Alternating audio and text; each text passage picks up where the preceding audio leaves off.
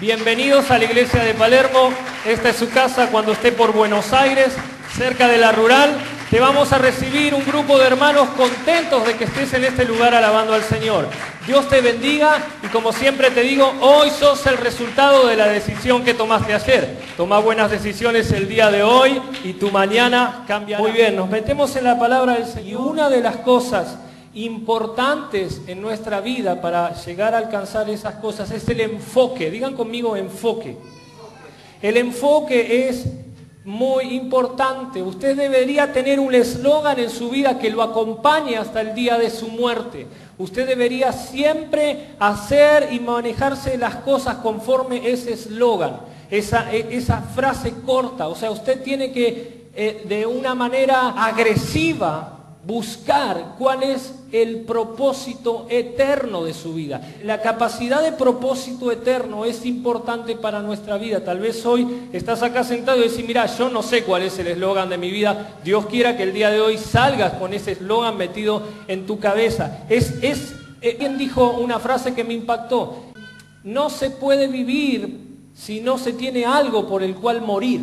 Una persona que vive sin tener algo por lo que morir, entonces no tiene sentido la vida. Nosotros necesitamos tener algo por el cual rendir toda nuestra voluntad, rendir todos nuestros esfuerzos, invertir todo nuestro dinero, nuestro tiempo y dejar que se cumpla eso que tenemos en nuestra vida.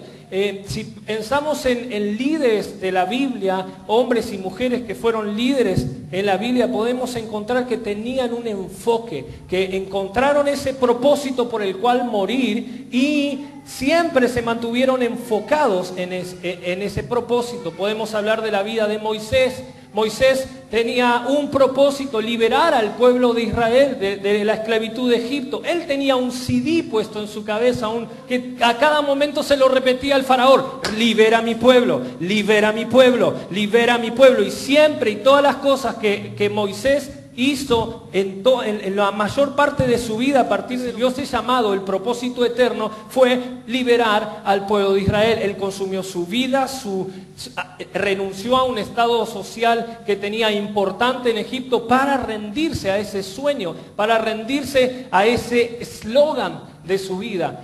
Podemos hablar, no sé, de muchos. Puedo citarte el apóstol Pablo. El apóstol Pablo abrazaba un eslogan que era el eslogan equivocado de su vida, que era perseguir a la iglesia, hasta que tuvo un encuentro con el Señor Jesús, Dios del universo, y le dio un nuevo eslogan para su vida. Él le dijo: vas a predicar a los gentiles. Y él no hacía otra cosa más que predicar a los gentiles. Iba a las ciudades de gentiles y él podía pararse y repetirse de continuo delante del espejo: ¡ay de mí si no anunciara el evangelio! Él se lo recordaba cada momento, estaba enfocado. Él pudo escribir en Filipenses capítulo 3 versículo 23: hermanos, yo mismo no pretendo haberlo alcanzado ya, pero una cosa hago, olvidando ciertamente lo que queda atrás, el eslogan equivocado, y extendiéndome a lo que está delante, prosigo a la meta, al premio del supremo llamamiento. En otras palabras, dejo lo que está atrás y me decido a vivir por este nuevo propósito que me da el Señor. Me mantengo enfocado en la meta. El enfoque es algo muy importante. Si pensamos en nuestro Señor Jesucristo, Él vino a dar su vida para que nosotros tengamos vida, para que tengamos vida eterna. Y todo lo que puedo escuchar decir al Señor: yo he venido para que tengan vida y vida en abundancia. Todo lo que hizo, dio su vida por ese propósito. Siempre se mantuvo enfocado. Satanás lo quiso desviar. Muchas veces fue tentado 3 veces en el desierto para desviarlo de ese propósito. Inclusive Satanás hasta usó a sus discípulos para hacerlo desviar. Jesús una vez estaba hablando de este propósito, de este eslogan, porque a cada rato decía: el Hijo del Hombre ha venido para entregarse por muchos. Y estaba comentando eso, y Pedro, inspirado por Satanás, me atrevo a decir eso porque lo dijo Jesús, no porque lo crea Ariel Constantino, y le dijo: Satanás, te reprendo. ¿Por qué? Porque Pedro le dijo: no, maestro, si te vienen a arrestar, yo mismo te voy a defender, no voy a permitir que te maten. Y el Señor le dijo: te reprendo, Satanás, si eso es por lo que vine a morir por muchos.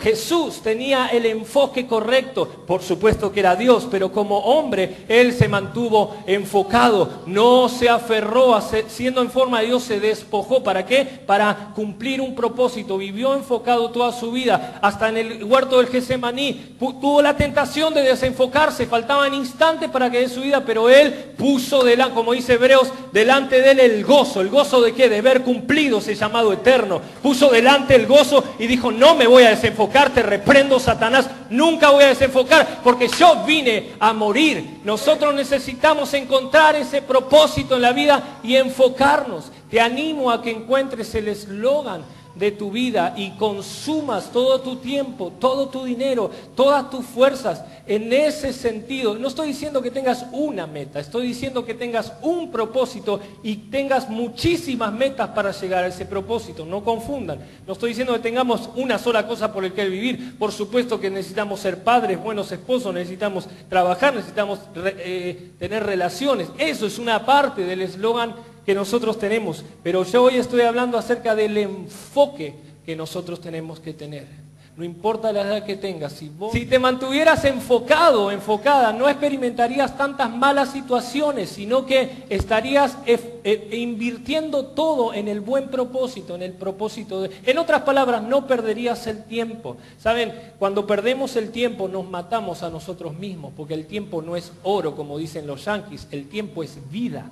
Y cuando nosotros no nos mantenemos enfocados, estamos perdiendo el tiempo. Y si perdemos el tiempo, perdemos la vida. La vida no se puede guardar como se guardan los dólares. La vida no se puede guardar, por dicho, el tiempo no se puede guardar. Entonces, quiero hablarles de un ejemplo negativo de alguien que se desenfocó. Ahí lo tienen en 2 de Samuel, capítulo 11, versículo 9.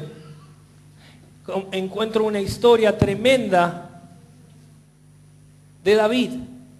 En el versículo 1 dice que en el tiempo, pon el 1 por favor, en el tiempo que los reyes salen a la guerra, David se quedó en el palacio. En el tiempo que los reyes salen a la guerra, David se quedó en su palacio. Al año siguiente, en el tiempo que salen los reyes a la guerra, que David envió a Joab y con él a sus siervos y a todo Israel, y destruyeron a los amonitas y sitiaron a Rahab. Pero David se quedó en Jerusalén. Esto es un claro ejemplo de desenfoque. Yo leía con mucha intriga este capítulo la primera vez que lo leí, porque digo, ¿cómo es posible que David era rey y en el tiempo que los reyes salen a la guerra, él se queda en su palacio?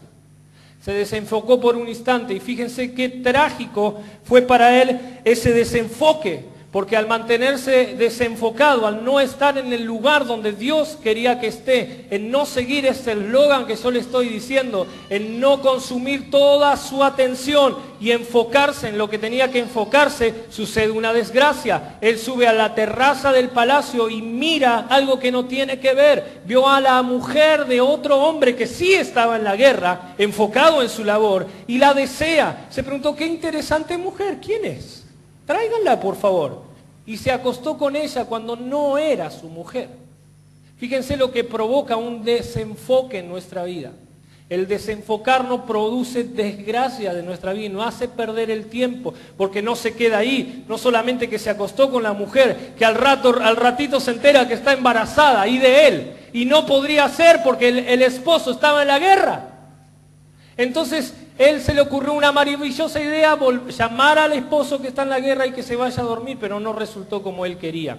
El desenfoque nos hace cometer errores, nos hace perder el tiempo, nos hace mirar cosas que no tenemos que mirar, nos hace criticar otro ministerio. El desenfoque nos hace criticar otros hermanos, nos hace mirar, tener envidia de las otras cosas. El desenfoque, las personas desenfocadas son personas desilusionadas y por ende van a criticar todo lo que ven. Y David tenía tantas mujeres, pero ¿qué? Tiene que ir a buscar una que no era de él. ¿Por qué? Porque comenzó a desenfocarse en su vida. ¿Qué es lo que vos tenés que hacer? ¿Y qué son las cosas que te distraen?